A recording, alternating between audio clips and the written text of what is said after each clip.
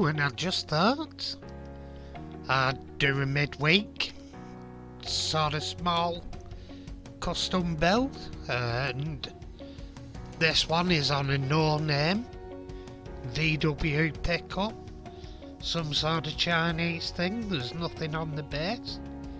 If anyone's any the wiser to who made it, shout up, but it looked quite well. I got it in a lot I picked up on eBay, and the wheels look absolutely chronic, but the actual pickup was quite nice.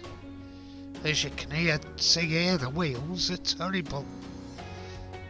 Unless they had something that clipped over the top, I'm not entirely sure. But if they were like that, yeah.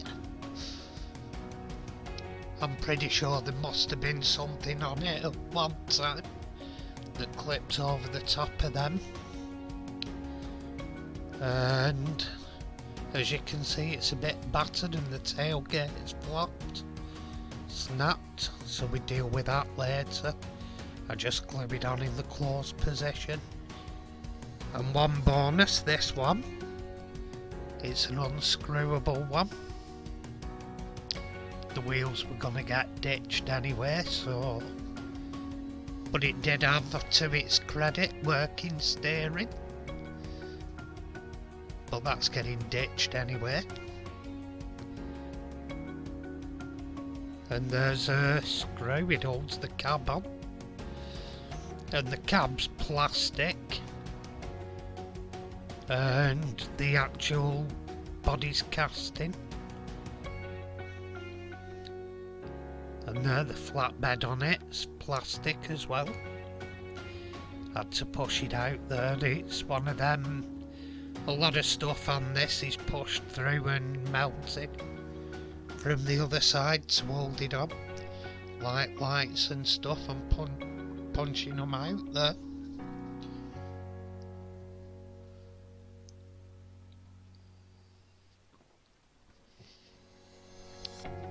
This one I'm just giving it a bit of leverage. Anyway, all the small parts were put in a plastic bag, so I could mislay the plastic bag somewhere and lose them all at once in one convenient move. And here we are. There's the burr casting and the burr tailgate all stripped off and ready for losing the paint. And there's the cab. It's yellowed over the years and got a mark on the roof. And here I tried with caustic soda, and ironically it's another time it's let me down. I've just bought a new bottle of caustic soda today to keep me stocks up, but at this rate it's not working anyway, and the paint stripper isn't working that well either, as you'll see after this.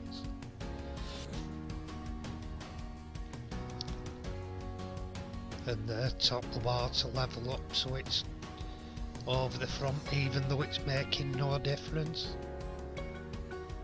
It's still not stripping. And here I thought, plan number 2,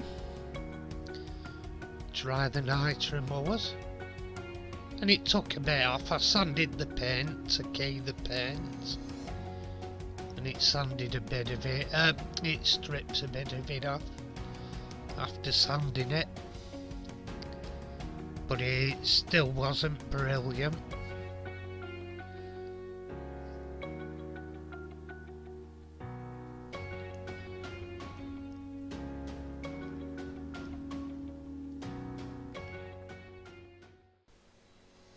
And here I'm just getting ready with the wire wool, I always say that, the wire wheel, to just remove any remains of the paint off and polish up the oxidisation. well, not polish it, get rid of it, polish up the metal. There we are, you can see it's taking the paints off and cleaning the metal as we go. And it's an unusual way to split a cast in this, but I've got to admit it does look good when the actual cab goes on.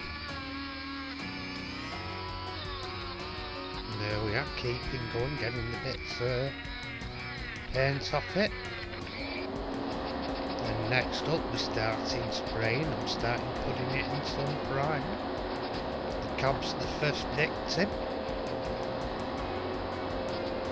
And looks better already. And there's the tailboard and flatbed. I've used a little bit of masking tape, and for the rest I've covered in cling film. And here I'm just doing the body, giving it a prime.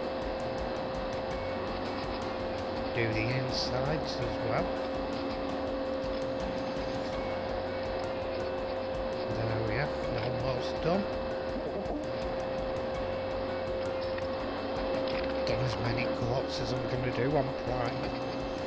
And now I'm going to go over it in matte black for an undercoat. Because you need matte black for the ones I'm using next. And here, I'm sawing out the suspension to fit in the wider wheels. Just because they're a bit wide and they wouldn't go in the body as it was. So it's been sawed out. And there I just flip round a corner as I'm sewing with the jeweler's hacksaw. And here I'm just cutting out one of the other front one, and there we go, done. And this part I'm doing it's another type of undercoat really, because I'm doing a candy, but this one's a pearl black. And next off I put some silver into what was left of the pearl black and mixed it for a lighter colour. With hindsight I could have gone a lot lighter and just done the silver, but hey ho, you live and learn. It still worked, but not as good as I'd have liked it to for my idea. And I don't think I've ordered some proper candies, but I don't think the thing I used with as a candy worked that well.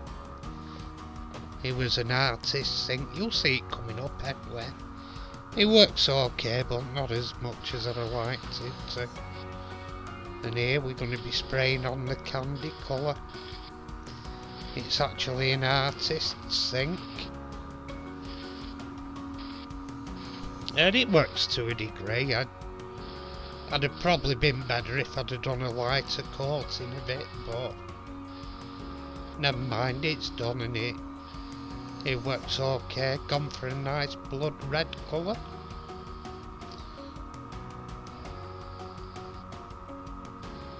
And there you can see the colour really coming out now. It does work, but I think a lot lighter silver on the cab would have brought my idea further forward. But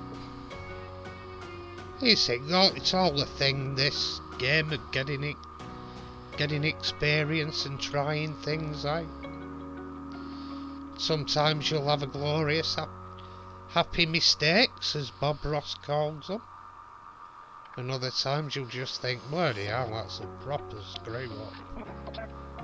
But and as you can see, the cab was very light, so I blew it to the back of my spray booth about 10 times. And here, the glass was in really good condition, so I just give it a quick clean with a piece of tissue and put it to one side. And there we are, after I've sprayed with some lacquer there. And here I'm spraying the bumpers.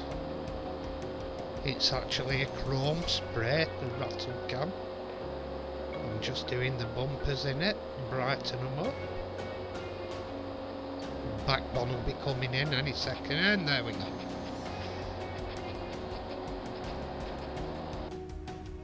And here, what I'm doing, I've got my acrylic nail powder. And it's not brilliant at end, but I'm going to have to get a better setup for laying my chassis down and doing the gap underneath. Some card or wood sticks or whatever. But it did it, it's just not brilliantly. When you see it on the turntable, it's amplified how big the gap is because it's tilted a bit, but because of the turntable being mirrored, it's amplified. Essentially it's double the gap you think it'd be, but we can sort that out. It's another thing learned I should do better. But there we go, the nail acrylic powder's on and levelled out. It's tough stuff this. I tried moving the wheels after because they were slightly off, and I got a pair of pliers and tried moving them, and it was no way, son. They're moving, they're staying where you've set them. There we go. And here what I did, they had these chrome headlight surrounds, and they had a plastic lens that clipped in with them, and I couldn't get the plastic lens in, it was awkward to get in. So I thought, why not get one of the Diamantes I have for corgi cars and put it into the chrome headlight surround, and it worked really well. It looks like a headlamp. It fits really well into it. And there we are, there's the second one in. Fitted in lovely. And looks the business really, you'll see when it's on turntable. Does look good. And there we go, that's that done.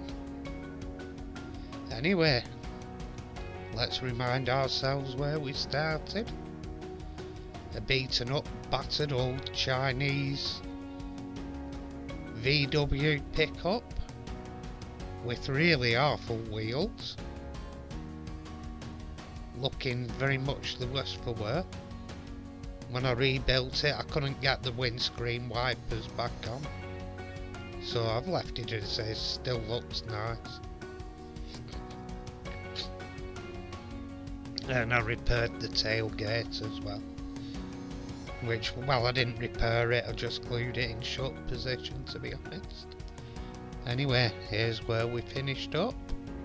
A much better looking VW Type 1 pickup, looking great in its dark cherry candy colour.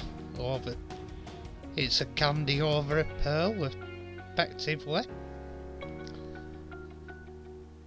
And as I said, it'd have been a better effect if I'd made the silver lighter, but anyway, you can just see the effect I were aiming for. That cab's just a little bit lighter than the actual base. It's just more so, would have been nicer. But I've got to admit, I'm a big fan now of these Createx colours, and I dare say I'll do an even better job of the candy when my Createx candies start arriving. I've ordered two for now. I've ordered like aquamarine blue and a blood red.